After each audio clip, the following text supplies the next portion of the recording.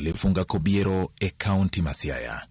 Ema wuod Kenya manoramo ni yiero ma 2017 ne dhi bedo maonge kuo mar ombulu oninde. Christopher Chege Msando. Higni 5 nyaka ne mudho maratipo im ngima Chris Msando.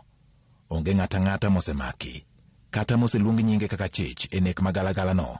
Ka familia mare pod rito duoko ni to ng'ama ne onego Chris Msando to nonege nang'o. Tarik 28 dwe mar 7 higa 2017, mana seche manok bang' wuok e twak mar televisen, kama ne osingo ni onge yo mora mora mane nyal kwalgo ombulu e yiero mag 2017. Emane obedo twak mane familia mar apisano mane ochung' ne weche mag lony manyasani ICT ka IEBC ne onene mogik, kane pok lendo mar lal mare okwako ute fwambo ka ng'amo ng'eyo ndache onge. Bang' lendo no, menyo ne ochakore.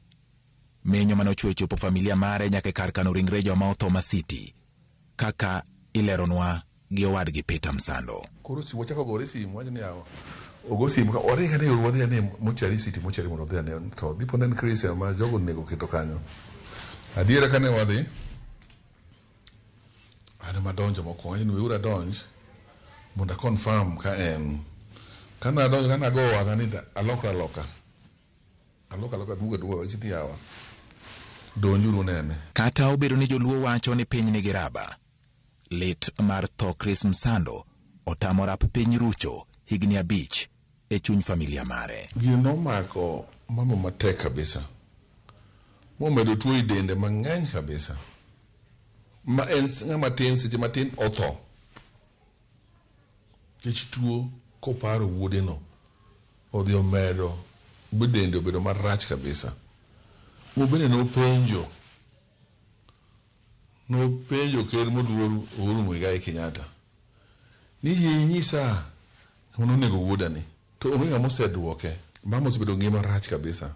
En ng'ama odak mana yath, ka onge yath to tho. Lakini higni 5 mokalo nyaka ne Chris ka itere ma osuptal kowuok kiny pod oywaka. Lidno pod omako chuny nyithi Chris Msando manoweyo katindo, ma bende rito ng'eyo gima omiyo ne onego wuongi. Kane ne Raila Amolo Odinga odhi lemo gi Nyayo Embakasi, ne gipenjo moluor Raila Amolo Odinga nto baba wa noneg nang'o. Gino pod ni e chunygi nyaka sani.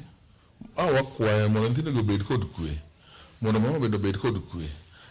Bene sirikal njene ng'ama nonege ne en ng'ane kwe biro bedo e chunygi. Ginyalo ng'uono. Kata obedo ni piny owacho kokalo kuom mane en jatend obila mag okwach kich Ndegwa Muhoro ne osingo mar timo duto mar yango jogo manonego Chris Msando, nyaka chiel kawuono duoko pod onge.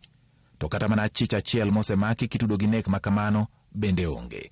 Familia mar Chris Msando koro penjo ni kare bad piny owacho miwacho ni raborani, ere kaka ok onyal chopo kuom jok manonego Chris Msando. Kane wadhi bolo wach wane ofilne sirikal ma Kenya nyalo yiego mondo luong jo Scotland Yard kata luong jo FBI mondo bi okonywa e timo uchunguzi ni.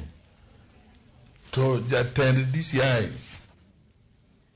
maneno wa Msando Ndegwa Muhoro no wacho ni wan kod kich kwach ma beyo monget mo uchunguzi maber kabisa.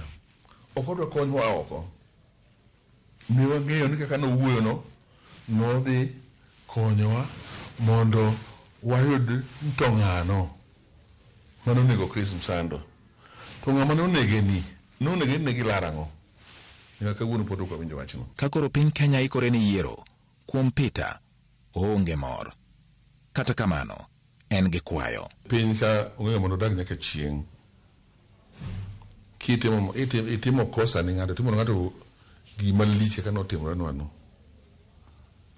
Tu duogo uleng'. Sani koro kochopo dwe mar 8. Wadhi dwe mar 7, wadhi dwe mar 8 yiero. Kata yiero no ok ane gima biro konyago. Koro rabogoyo.